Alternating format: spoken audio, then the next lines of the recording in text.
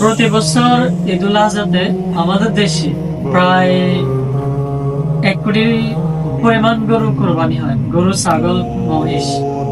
এতে করে আমাদের গ্রামীণ অর্থনীতির চাকা অনেক চাঙ্গা হয়। গ্রামে লক্ষ লক্ষ লোকের কর্মসংস্থানের ব্যবস্থা হয়। এই শিল্পের সাথে জড়িত আরেকটা বৃহৎ শিল্প হচ্ছে চামড়া শিল্প। যেমন প্রতি বছর আমাদের অর্থনীতিতে চামড়া শিল্প, চামড়া বিক্রি করে সরকার মোট বাজেটের বড় একটা অংশ আমাদের দেশে বাইরে থেকে চামড়া রপ্তানি করে ভালো একটা বাজেট আসে। এতে করে উপকার হয় কি, যেমন আমাদের চামড়া শিল্প থেকে মানি ব্যাগ তৈরি হয়, আমাদের ইউজের জন্য বেল্ট তৈরি হয়, এবং কি সানগ্লাসের ব্যাগ সহ অনেক রকমের নিত্য প্রয়োজনীয় গুরুত্বপূর্ণ জিনিসপত্র, আসবাবপত্র তৈরি করা হয়। এছাড়াও বড়শি, ফিড বিক্রি করে ব্যবসায়ীরা অনেক ভালো লাভবান হয়। এই শিল্পের সাথে জড়িত আছে প্রায় 1 কোটির উপরে লোক। এতে করে বেকারত্বের অনেক বড় একটা অংশ কমে যায় এবং অর্থনীতিতে স্বাবলম্বী হওয়ার জন্য বেকাররা ভালো একটা কর্মসংস্থান খুঁজে পায়। আর এছাড়াও এই শিল্প নিয়ে ভালো একটা প্রতিবেদন আসে, আর সেই প্রতিবেদন আমি এখন তোমাদেরকে ঈদ উল আজহার কোরবানির অর্থনৈতিক গুরুত্ব সম্পর্কে একটা বিস্তারিত তথ্য দেখাচ্ছি, সেটা দেখো। বাংলাদেশে প্রতি বছর কোরবানির ঈদকে ঘিরে তৈরি হয় দেশের অন্যতম বৃহৎ মৌসুমী অর্থনৈতিক চক্র। প্রতি বছর প্রায় 90 লাখ থেকে 1 কোটি পশু কোরবানি হয়, যার বাজার মূল্য দাঁড়ায় প্রায় 70 থেকে 85 হাজার কোটি টাকা।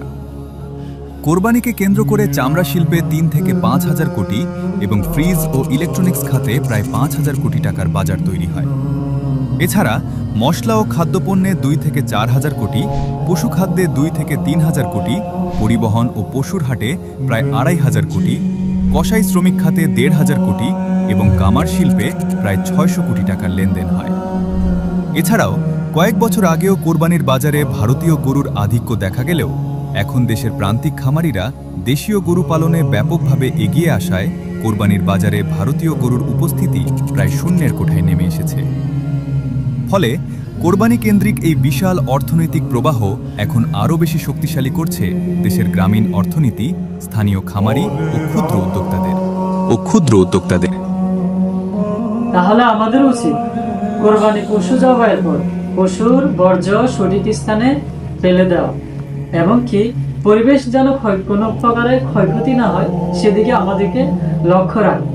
আর হচ্ছে পশু জবাইয়ের পর যে মাংস হবে তা আমরা নিজেরা খাবো, আমাদের আত্মীয় স্বজন, প্রতিবেশী, গরিব লোক যাদের যে হক আছে, কেউ আছে কোরবান দিতে পারেনি তাদেরকে দেব, আত্মীয় স্বজনের মধ্যে, প্রতিবেশীর মধ্যে। আবার গরিব মানুষের যে হক তাদেরকে আমরা যে আল্লাহর রাস্তে ভাগ আছে ওইখান থেকে দেব, আর আমাদের যে ভাগ সেখান থেকে আমরা প্রতিবেশী এবং আত্মীয় স্বজনকে দেব।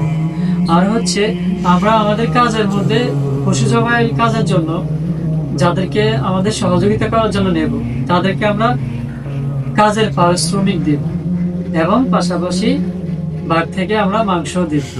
তাহলে আমরা সবাই মিলেমিশে ঈদ উল আজহাকে উপভোগ করব।